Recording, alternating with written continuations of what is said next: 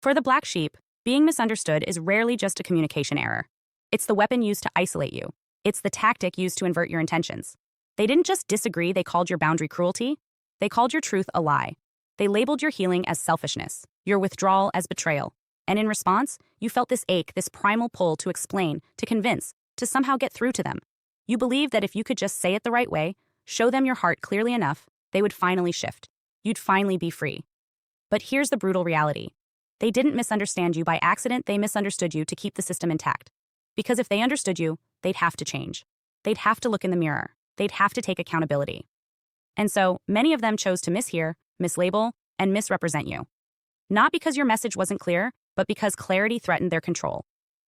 This is the moment when the black sheep must wake up to one of the hardest truths of the climb. Not everyone is confused. Some are just committed to staying asleep. And yet, we keep trying.